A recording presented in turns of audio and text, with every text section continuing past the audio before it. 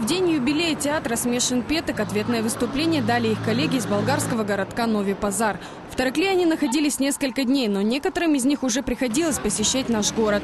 Председатель Новипазарского читалища имени Христо Ботева с режиссером театра «Смешан Петък» знаком уже более 20 лет.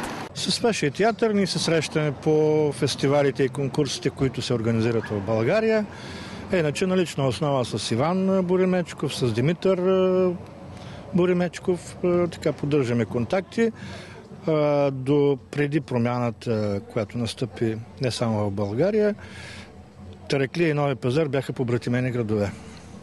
Така че ние сега поемаме даже ангажимента да направим да бъдем като мост, културен мост между двете общини и да възстановим традициите, които са били преди много години. Солидарен с председателем читалища и режиссер спектакля Злати Златев. Наслышанный об ассимиляции бессарабских болгар в Тараклии, режиссер приехал сюда со своей труппой спасать своих собратьев. Дойдохме, защото трябва да спасяваме българския дух. Да се подаваме ръце, да се пригръщаме с идеята и да се спасяваме взаимно. Където и да сме по света. Ние не сме много голяма нация, но сме дали много на света. И с това показваме колко дълбока е тая философия, колко сложна е тя, многообразна и красива. Особено красива. Именно поэтому коллектив читалища и решил показать спектакль «Змеева сватба» или «Свадьба змея». Змеева сватба е притча за любовта и красотата. Притча, която се разбира, защото ние сме играли на световното в Швейцария. Всичко се разбира. Макар че този вариант тук е предназначен за българи.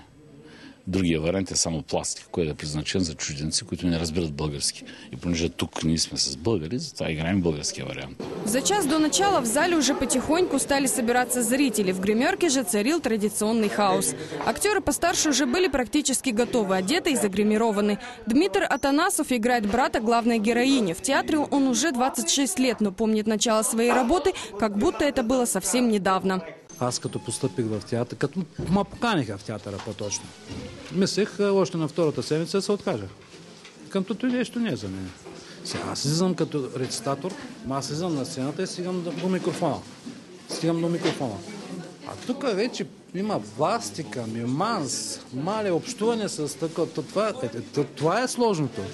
Това е театър. Главную роль змея играет молодой актер Милко Янев. Как сам признается, вжиться было очень сложно. Тежко е и не само в тази роля, в всички роли, които до сега съм играл, трябва да се почувства, да ти влезе вътре. За да стане правдиво, за да повярва зрителя, за да бъде красиво просто на сцената.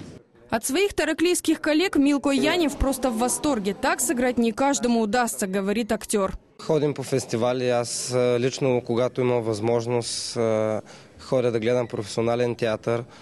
И това, което направи театър «Смешан Петък», беше наистина едно страхотно представление. Сърцата игра от актьорите.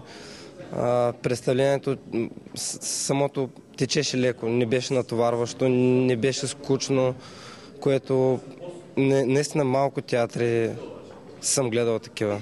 Сама постановка «Змеева свадьба» Новипазарского театра отличалась от тараклийских спектаклей. Много музыки, танцев. Зрителей пришло куда больше, несмотря на то, что им пришлось потеплее закутаться. В зале был жуткий холод. Спектакль тараклийского города побратима был впервые представлен нашей публике.